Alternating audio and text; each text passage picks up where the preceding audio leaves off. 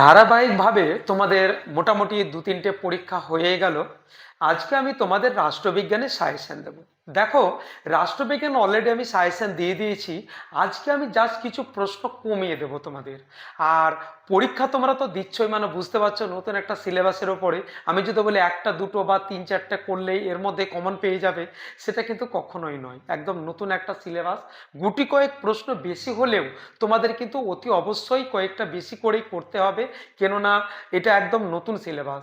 তো দেখো, আমি অন্যদের মতন বলবো না কি এই একটা দেবো একটাই পড়বে, এইরকম নয়। কয়েকটা আমি প্রশ্ন তোমাদের বলে দিচ্ছি, এই প্রশ্নগুলোর মধ্যে কোন প্রশ্নগুলো একটু বেশি ইম্পর্টেন্ট সেগুলো তোমরা একটু জেনে নাও। যেমন ধরো, তোমাদের প্রথম অধ্যায় আন্তর্জাতিক সম্পর্ক, এখান থেকে 6 মার্কের জন্য আন্তর্জাতিক সম্পর্কের বিকাশের ধারাটি সংক্ষেপে আলোচনা করো। এই প্রশ্নটা 6 মার্কের জন্য ইম্পর্টেন্ট খুব। দ্বিতীয় প্রশ্ন, উদারনীতিবাদের মূল বৈশিষ্ট্য আলোচনা করো। আর তৃতীয় নম্বর প্রশ্ন, আন্তর্জাতিক সম্পর্কের তত্ত্ব হিসাবে বাস্তববাদ ও আদর্শবাদের তুলনামূলক আলোচনা। এবং 4 নম্বর প্রশ্ন, আন্তর্জাতিক সম্পর্ক ও আন্তর্জাতিক রাজনীতির মধ্যে পার্থক্য আলোচনা করো। এই 4খানা প্রশ্ন প্রথম অধ্যায়ের জন্য খুবই ইম্পর্টেন্ট হতে পারে তোমাদের জন্য। এরপরে দেখো, দ্বিতীয় অধ্যায়ের জন্য এই কয়েকটা প্রশ্ন তোমরা মোটামুটি রেডি করে যাবে। সার্ক সম্পর্কে একটা, বা সার্কের দুর্বলতা বা সার্ক কিভাবে গঠিত হয়েছিল এই সম্পর্কে একটা। আর আসিয়ান কিভাবে গঠিত হয়েছিল, আসিয়ানের সাফল্য ও ব্যর্থতা। আর আরেকটা প্রশ্ন তোমরা জেনে রাখবে, মোটামুটি ওই সার্ক এবং আসিয়ান এই দুটো প্রশ্নের মধ্যে বেশি সব থেকে ইম্পর্টেন্ট আছে। এই দুটো তোমরা মোটামুটি প্রশ্ন একটু বেশি করে গুরুত্ব দেবে। এরপর তৃতীয় যে অধ্যায়টা আছে সেই অধ্যায়টা হলো বিশ্বায়ন। বিশ্বায়নের থেকে 6 মার্কার প্রশ্ন পড়বে। যেমন বিশ্বায়ন কাকে বলে, বিশ্বায়নের প্রকৃতি বা বিশ্বায়নের বৈশিষ্ট্য বা বিশ্বায়নের রূপ বা পর্যায়, বিশ্বায়ন সম্পর্কে এইটা, বা বিশ্বায়নের ফলাফল, মোটামুটি এই প্রশ্নটা, বা বিশ্বায়নের তোমার বিশ্বায়ন কিভাবে অর্থনৈতিক ও সাংস্কৃতিক ক্ষেত্রে প্রভাবিত করে তার মূল্যায়ন করো, এই প্রশ্নটা। তো মোটামুটি বিশ্বায়ন সম্পর্কে পড়বেই তোমাদের একটা প্রশ্ন, একদম এই প্রশ্নটা একদম রেডি করে রাখবে।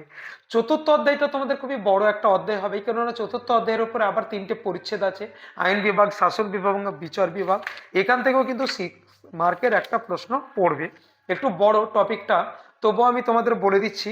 যেমন ভারতের প্রধানমন্ত্রীর ক্ষমতা ও কার্যাবলী, ভারতের পার্লামেন্ট, তারপরে ভারতের রাষ্ট্রপতির ক্ষমতা ও কার্যাবলী, ভারতের প্রধানমন্ত্রীর, বললাম আমি অলরেডি এটা, বা ভারতের কোনো একটি অঙ্গরাজ্যের রাজ্যপালের ক্ষমতা ও কার্যাবলী, ভারতের পার্লামেন্টের উভয় কক্ষে মানে লোকসভা রাজ্যসভার মধ্যে যে সম্পর্ক এইটা, পশ্চিমবঙ্গের বিধানসভার অধ্যক্ষ বা স্পিকারের ভূমিকা, আর হাইকোর্টের গঠন ক্ষমতা ও কার্যাবলী, সুপ্রিম কোর্টের গঠন ক্ষমতা ও কার্যাবলী, ক্রেতা সুরক্ষা আদালত, মোটামুটি এই প্রশ্নগুলো তোমরা দেখে যাবে।